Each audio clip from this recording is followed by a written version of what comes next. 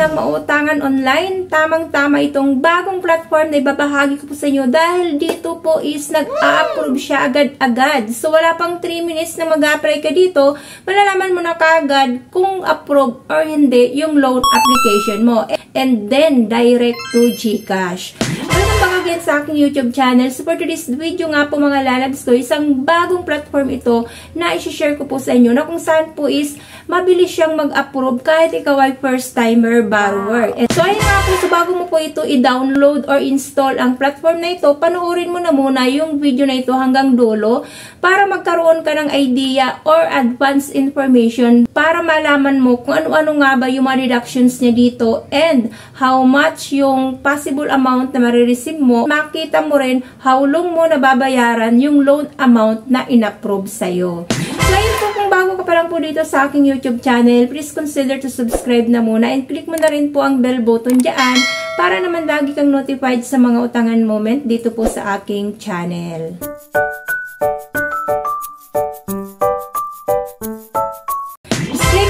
So, hindi ko po ito pinopromote at hindi rin po ako ahente ng platform na babanggitin ko sa video na ito dahil ako po ay katulad nyo rin lamang na isa rin pong mangutang. It's up to you na po or decision nyo na po yan kung utangan nyo rin po ito or hindi.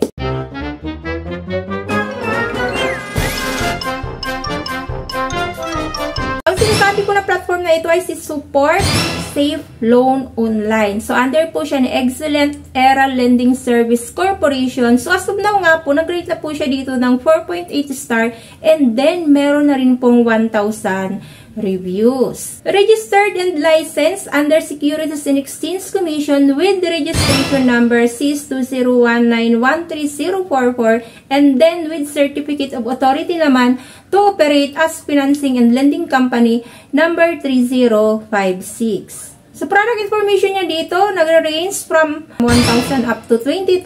So, duration, 91 days up to 180 days.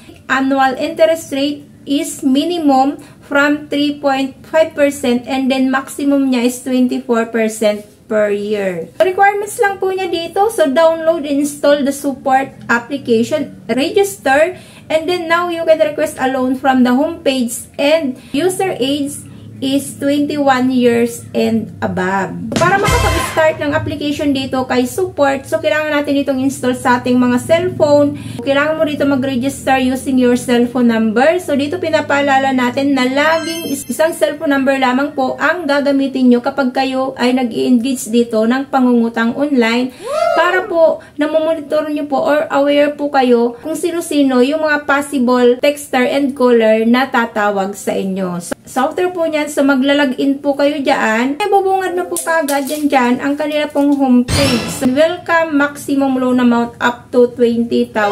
So interest as low as 0.06% per day and term niya is 120 days.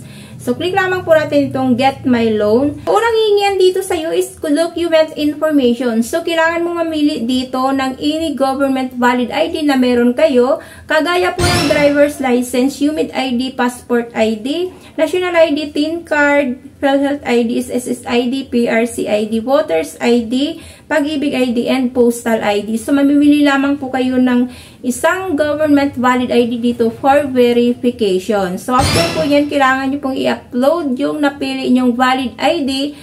And then, kailangan malinaw po siya, hindi siya blurred, and then readable. So, nababasa kung ano po yung nilalaman ng ID na nilagay ninyo. So, after po yan, saka pa lang po kayo dyan mag-fill up ng inyo pong personal information, including po yung educational background nyo, and then yung address and yung permanent address nyo. So, next po yan dyan na magpa-pop up is yung contact references nyo. So, dito, 5 pong contact person ang hinihingi dito ni support. So, kailangan yung i-provide yung 5 contact person na yun, including po yung relationship nyo, yung pangalan ng contact person nyo, and then yung cellphone number. So, dito pinapaalala natin na as much as possible, yung mga kamag-anak o yung mga malalapit na kamag-anak nyo lamang po, or hanggat maaari, yung kasamahan nyo sa bahay, ang gawin nyo na lamang po na contact person para po aware kayo or namomonitor nyo kung sino-sino yung mga possible caller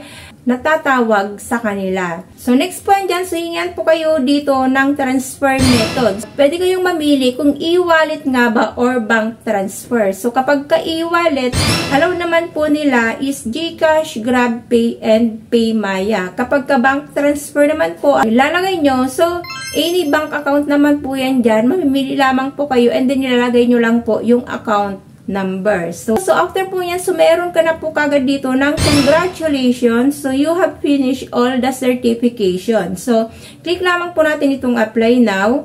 Ayan, bubungad na po kaagad. Approval amount nila which is na 1,500. So, total limit 1,500. Click lamang po itong apply now. Nag-pop up na po kaagad confirmation of loan information. So, dito loan amount 1,500. Amount of contract 1,500. Loan period niya is 120 days. Amount received is 930. Service fee is 570 and number of term is 2 terms. Repayment plan, first term repayment amount is 1,485. Or kailangan mo siyang ibalik ng March 19, 2024. And then yung second term mo is amount due is 15 pesos which is na pwede mo siyang bayaran before ng July 11, 2024. So, ayun. So, within 7 days lang pala, kailangan mong ibalik yung 1,485. And then, yung secondary payment mo is umabot naman po siya ng 120 days. But then po, yung 15 pesos na lamang po ang iyo pong ibabalik. So, ang bilis na naman talaga dito mag-approve ni support. Wala pang 3 minutes na nag-apply ako dito. Ag-ura-urada, nandun na po kagad sa approval ng loan. But din dito, nung pinag-aralan ko naman, yung magiging possible amount na marireceive ko, 930 nga po, actual amount na marireceive ko dito. And then yung service fee nila na binawas doon sa loan approval ko na is umabot po ng 570. So, medyo malaki. And then, within 7 days, kailangan mong ibalik yung 1,485.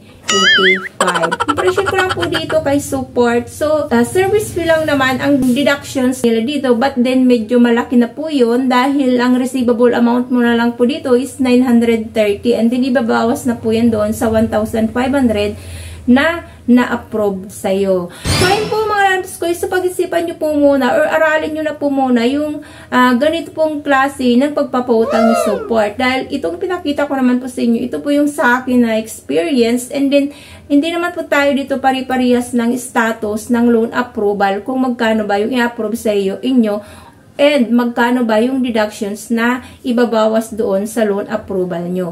Kaya naman, pag-aralan nyo po muna bago po kayo dito mag-go or bago po kayo mag-commit dito kay support para naman at the end of the day ay wala kayong pagsisisihan na nakapangutang kayo dito. Ayun na po muna mga lalabs ang video natin for today. So, sana nabigyan ko po kayo ng advance information bago kayo dito mag-commit kay support na ayan, maganda naman ditong mangutang. Isa lang po yung deductions na binawas nila dito but then medyo malaki na rin po yun. And then within 7 days lang, kailangan yung ibalik yung 1,485.